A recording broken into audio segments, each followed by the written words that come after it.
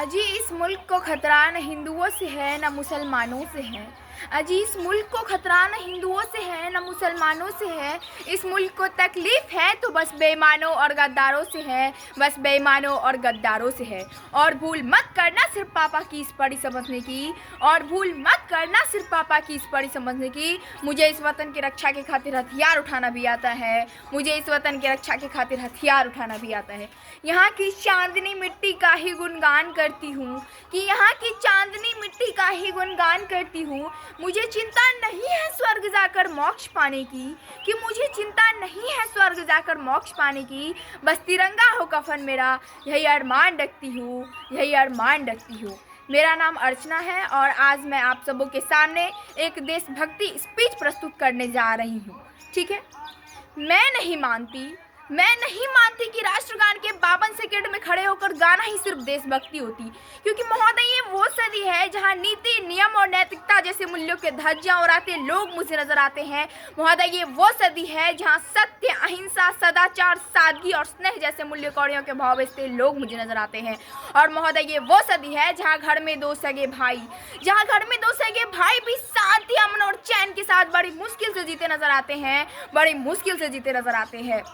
और जिस देश का युवा फेसबुक, व्हाट्सएप और इंस्टाग्राम जैसे सोशल नेटवर्किंग साइट्स पे सेटिंग, गेटिंग, चैटिंग और फ्लैटिंग के मायाजाल में फंसे नजर आते हैं।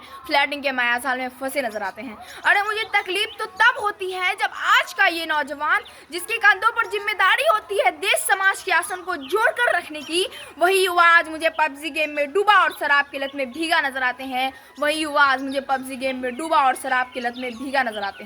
तो मैं इन युवाओं से कहना चाहूँगी कि अरे महोनिंद्रा में सोने वाले लोग, अभी वक्त है तुम जाग जाओ। इससे पहले कि तुम्हारी ये नींद इस राष्ट्र को ही ना ले डूबे। इस मुल्क को खतरा न हिंदुओं से है न मुसलमानों से है। इस मुल्क को तकलीफ है तो बस बेईमानों और गद्दारों से है। एक सैनिक बनकर सेना में जाना ही देशभक्ति नहीं होती, क्योंकि आज़ादी के पूर्व बात कुछ और थी और अब बात कुछ और। आज़ादी से पूर्व झांसी की रानी लक्ष्मीबाई से लेकर महात्मा गांधी तक, सुभाष चंद्र बोस से लेकर राम प्रसाद बिस्मिल तक, इन्हें हम देशभक्त कहते थे। परंतु आज मैं देशभक्त कहूँ तो किसे कहूँ? अपने परिवार, समाज तथा राष्ट्र के प्रति समर्पण का भाव है देशभक्ति। हर देशद्रोही के जीवन में आने वाला तूफान है हमारी सच्ची देशभक्ति। धर्म, लोकता को पछाड़कर ईमानदारी से किया गया हर एक काम है देशभक्ति। एक गरीब, बीमार या बुजुर्ग को दवाई दी जाए तो वो है देशभक्ति। एक पत्रकार अपनी पत्रकारी पूरी ईमानदारी के साथ निभाए तो वो है देशभक्ति। और एक शिक्षक पैसों के लिए नहीं वरन विद्यार्थी को आगे बढ़ाने के उद्देश्य से पढ़ाए तो वो है देशभक्ति। तो मैं इन देशद्रोहियों से कहना चाहूँगी कि ए हवा में जहर घोलने वालों, फिजाएं हमारे इशारों से बदलती है और तुम क्या तस्वीर बदलोगे मेरे हिंदुस्तान की। शहरों की जिगर में माँ भारती बसती है। अगर मैं बात यहाँ आज महिलाओं की करूँ तो महिलाओं को आज आरक्षित नहीं संरक्षित करने की ज़रूरत है, क्योंकि आजकल कन्या भ्रूण हत्या, दहेज प्रथा, बाल विवाह, यौन शोषण और बलात्कार जैसे मामले बढ़ती नजर आती है। तो महिला सशक्तिकरण में मैं अपना कुछ पंक्ति अदा करना चाहूँगी कि इस वतन के रक्षा का हम लड़कियों को भी हक है। और इतिहास की किताबें उठाकर देख लो जिनको भी हमारी काबिलियत पर शक है, किसी के लिए खुशियाँ लेकर आई हूँ तो किसी के लिए गाली बरसाई हूँ। मैं भी इस वतन की रक्षा के खातिर कंधे से कंधा मिलाने आई हूँ। और भारत माँ की बेटी हूँ, तैयार हूँ सरहद पर जाकर सीने पर गोली खाने को। एक माँ बनकर हर दर्द को सहजाना आता है, एक बहन, बेटी या पत्नी बनकर हर गम को छुपाना आता है। और मुझे रसोई में सिर्फ बेलन ही नहीं साहब, मुझे इस वतन की रक्षा के खातिर हथियार उठाना भी आता है। और भूल मत करना सिर्फ पापा की इस पढ़ी समझने की। मैं रानी लक्ष्मीबाई हूँ।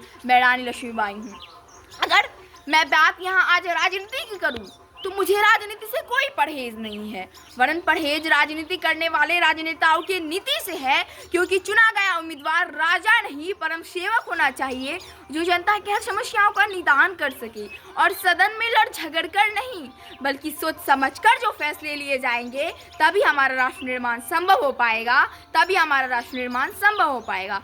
तो इन राजनेताओं के लिए मैं 2 लाइनें कहना चाहूँगी कि जिन्हें हम हार समझ बैठे हैं गला अपना सजाने को, कि जिन्हें हम हार समझ बैठे हैं गला अपना सजाने को, वही आज नाग बन बैठे हैं हम ही को काट खाने को, वही आज नाग बन बैठे हैं हम ही को काट खाने को।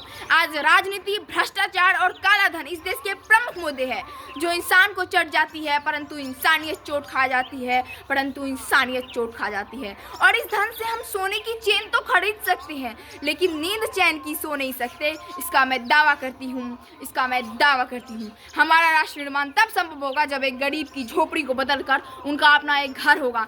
हमारा राष्ट्र निर्माण तब संभव होगा जब प्रत्येक किसान के खेत में पानी पहुंचाया जाएगा। हमारा राष्ट्र निर्माण तब संभव होगा जब जार, मेघवाल एवं राजपूत की भेदभाव हमारी सोच से मिटाई जाएगी। हमारा राष्ट्र निर्माण तब संभव होगा जब इस देश के कॉलेजों एवं विश्वविद्यालयों में राजनीति के अड्डे नहीं वरन शिक्षा के मंत्र कहलाएंगे। हमारा राष्ट्र निर्माण तब संभव होगा जब स्कूलों में आइंस्टीन बाबा के साथ साथ गांधी, नेहरू, स्वामी विवेकानंद, सरदार भगत सिंह और राम प्रसाद बिस्मिल जैसे महापुरुषों की जीवनी को भी पढ़ाया जाएगा।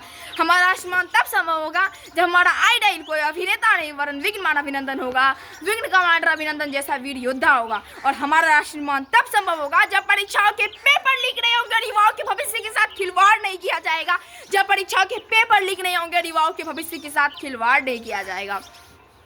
और अंत में किसी शायर की पंक्ति और अपनी तमन्नाओं के साथ मैं अपनी वाणी को विराम देते हुए आप सभी से यही कहना चाहूँगी कि काश मेरी ज़िंदगी में सरहद की कोई शाम आए, कि काश मेरी ज़िंदगी में सरहद की कोई शाम आए, काश मेरी ज़िंदगी मेरे वतन के काम आए, काश मेरी ज़िंदगी मेरे वतन के काम आए। ना ख्वाब है मौत का न आरजू है जन्नत की, ना ख्वाब है मौत का न आरजू है जन्नत की, बस जब कभी भी जिक्र हो शहीदों में तो उसमें मेरा भी एक नाम आए, तो उसमें मेरा भी एक नाम आए। जब कोई पूछे मेरे बारे में तो मेरी ये पहचान लिख देना, उठाना तिरंगा झंडा और सीने पर हिंदुस्तान लिख देना, सीने पर हिंदुस्तान लिख देना। जब कोई पूछे ये पागल थी कौन, जब कोई पूछे ये पागल थी कौन, तो क्रांतिकारियों की जैली और इनकलाब का नाम लिख देना, इनकलाब का नाम लिख देना। और बचा हुआ जो जिसमें बूंद भी लहू हो उसे उठाना और माँ तुझे सलाम लिख देना, उसे उठाना और माँ तुझे सलाम लिख देना। धन्यवाद।